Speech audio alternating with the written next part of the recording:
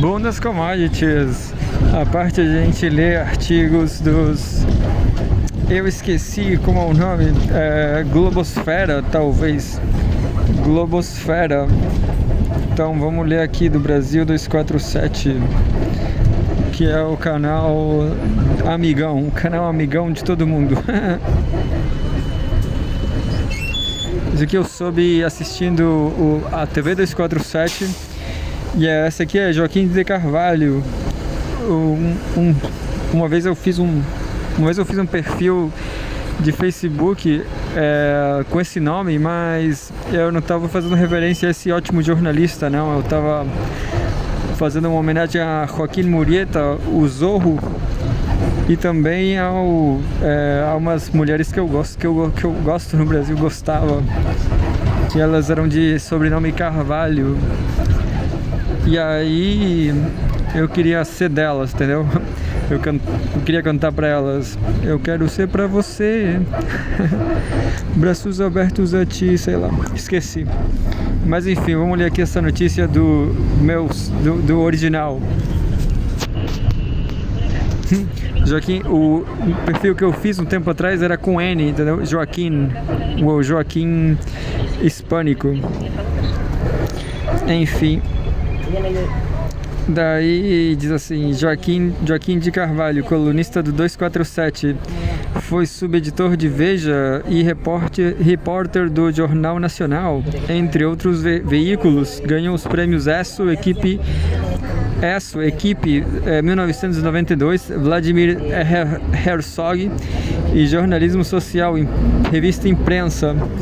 Então, ele teve que sobreviver aí na Veja. Enfim, ele é um ótimo documentarista. Tem o e-mail dele para vocês mandarem um elogio dos documentários dele. E também direto ele fica arrecadando para fazer mais documentários bons. Enfim,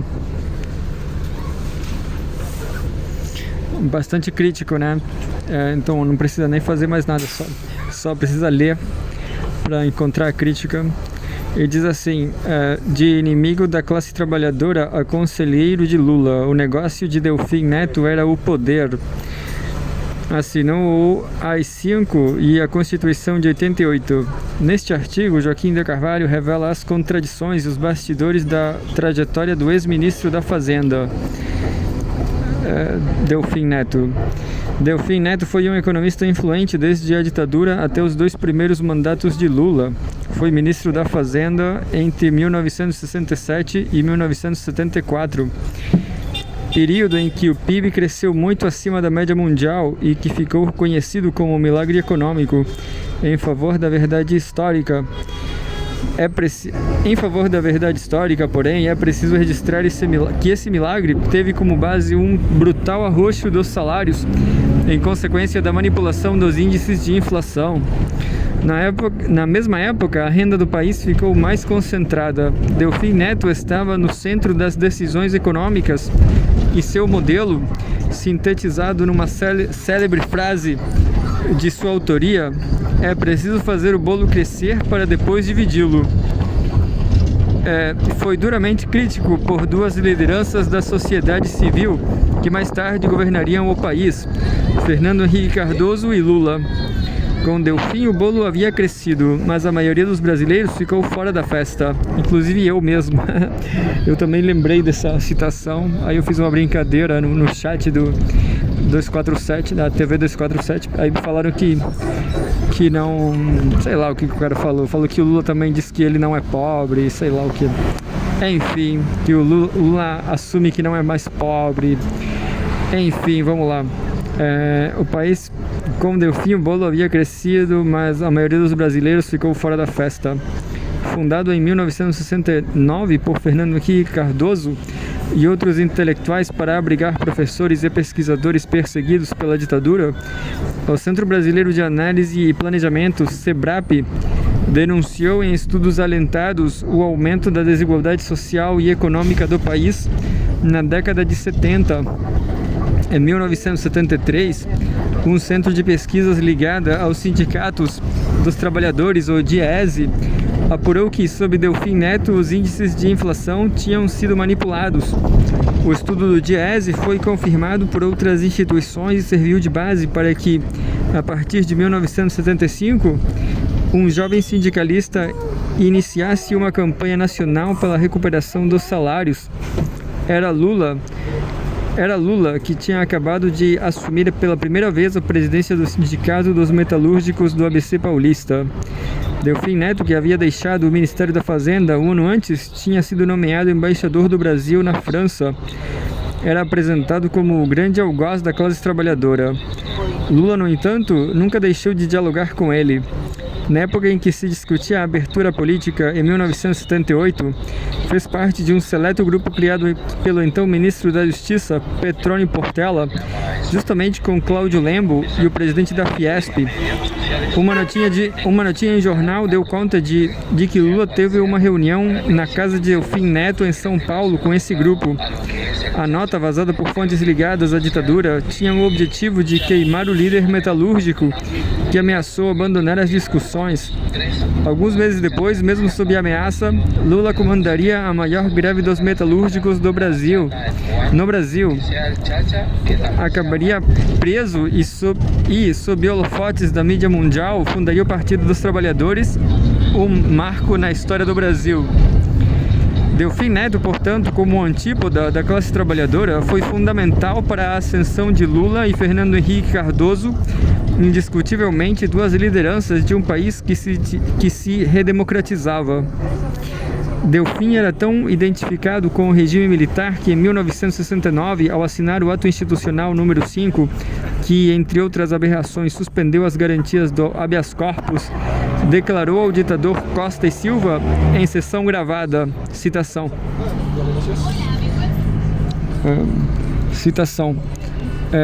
estou plenamente de acordo com a posição que está sendo analisada no Conselho e, se Vossa Excelência me permitisse, direi mesmo que creio que ela não é suficiente. Fecha aspas. Delfim Neto voltaria ao centro da política econômica nos últimos 6 anos da ditadura, primeiramente como ministro da Agricultura e depois do Planejamento. E desta vez promoveu um arroxo assumido dos salários ao estabelecer que o reajuste anual dos vencimentos dos trabalhadores seria de 90% da inflação. Esse arroxo entrou em vigor por meio de um decreto-lei excrescência da ditadura. Em 1979, Delfim Neto também promoveu uma maxi-desvalorização da moeda da época. Do dia para a noite, o cruzeiro passou a valer 30% menos em relação ao dólar. Muita gente perdeu dinheiro, mas outros ganharam. Em 1991, quando cobri economia para o jornal O Globo, em São Paulo, fiz reportagens sobre os restaurantes e bares de São Paulo, onde executivos se encontravam para discutir negócios.